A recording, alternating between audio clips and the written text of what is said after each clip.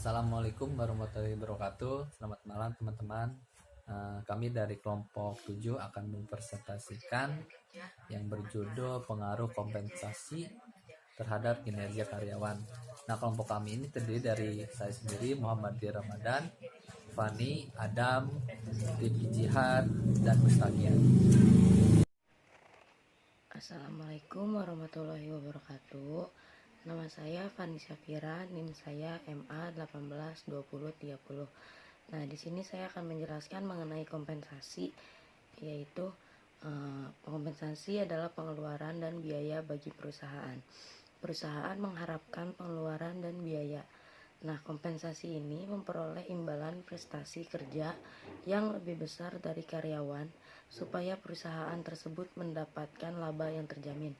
Nah, berikut ada beberapa pendapat menurut para ahli mengenai kompensasi. Yang pertama ada Hasibuan, yaitu kompensasi adalah semua pendapatan yang berbentuk uang atau barang langsung atau tidak langsung yang diterima karyawan sebagai imbalan atas jasa yang diberikan pada perusahaan.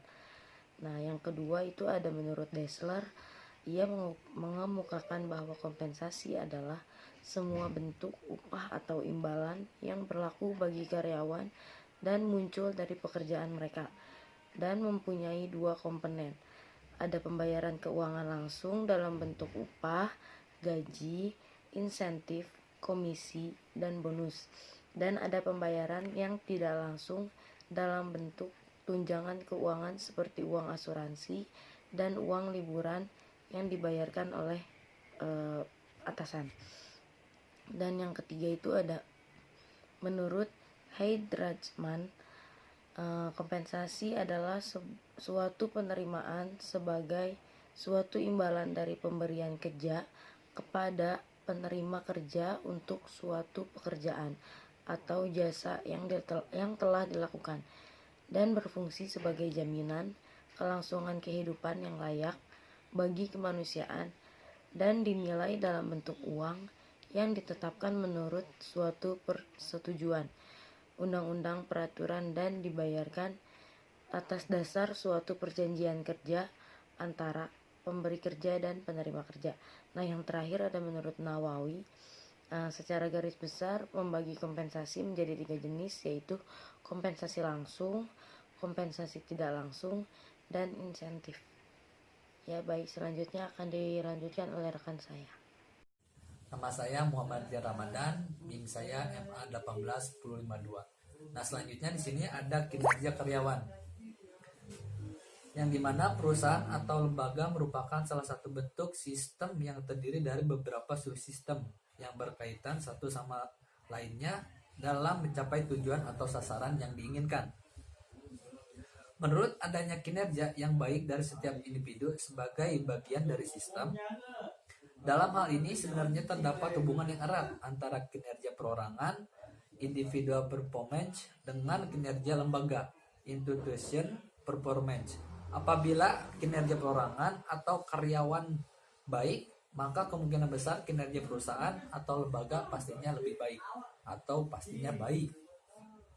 Di sini ada menurut ahli Mangkunegara tahun 2004 bagian 67, kinerja karyawan adalah hasil kerja secara kualitas dan kuantitas yang dicapai oleh seorang karyawan dalam melaksanakan tugasnya sesuai dengan tanggung jawab yang diberikan kepadanya. Nah, selanjutnya di sini ada indikator. Indikator kompensasi menurut Melayu SP Hasibuan tahun 2009 halaman 118.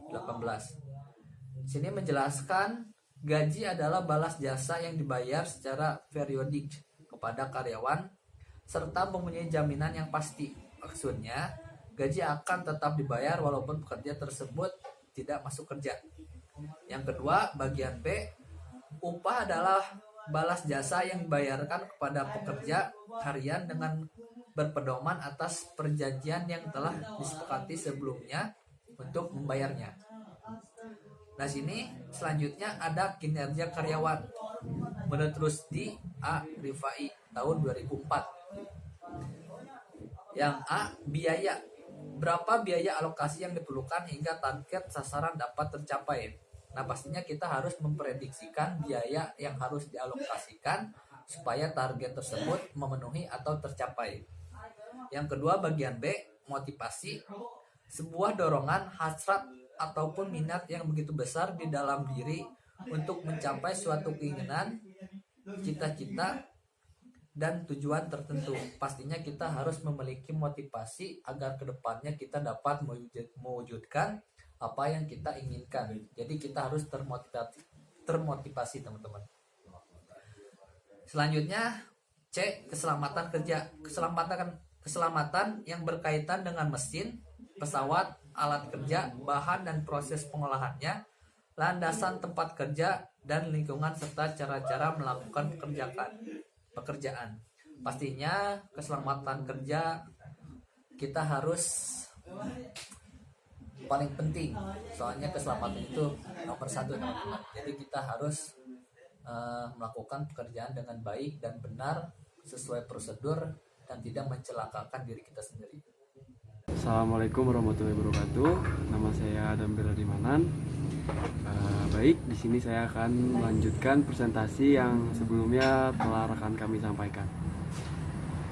Kuesioner pengaruh kompensasi terhadap kinerja karyawan. Kita bisa lihat sendiri di sini adalah contoh bagaimana cara menghitung kuesioner.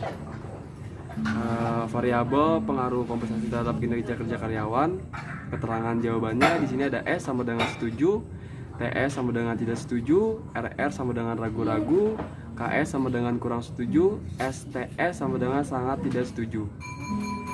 Ini di sini ada kuesioner yang kelompok kami teliti, yang dimana ada dua indikator.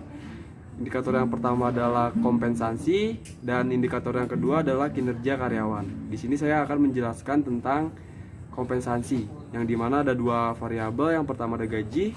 Kita bisa lihat sendiri gaji yang diterima sesuai harapan. Contohnya di sini ada jawaban, kita bisa isi aja mau S, TS, RR, KS atau STS. Selanjutnya ada gaji secara keseluruhan sesuai dengan usaha dan lain-lain. Dan di sini ada variabel yang kedua yaitu upah. Di sini ada bonus yang diberikan perusahaan sebanding dengan waktu kerja lembur. Kita bisa isi STS, RR, KS atau mungkin STS. Dan juga tunjangan yang diterima sesuai harapan dan lain-lain. Sekian dari saya. Yang selanjutnya akan dilanjutkan oleh rekan saya. Adapun kuesioner selanjutnya kinerja karyawan. Yang pertama biaya, puas dengan jaminan sosial tenaga kerja yang diberikan oleh perusahaan. Terus selanjutnya jaminan asuransi karyawan dipenuhi oleh perusahaan. Yang kedua adalah motivasi, hubungan antar pegawai terjalin dengan baik.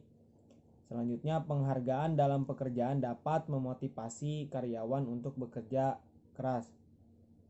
Terus pemimpin selalu memberikan dorongan dan semangat untuk bekerja lebih baik, mendapat pengakuan dan penghargaan dan rekan kerja saat berhasil melakukan pekerjaan dengan baik. Hubungan karyawan dengan pemimpin berjalan dengan baik. Adapun yang ketiga adalah keselamatan kerja.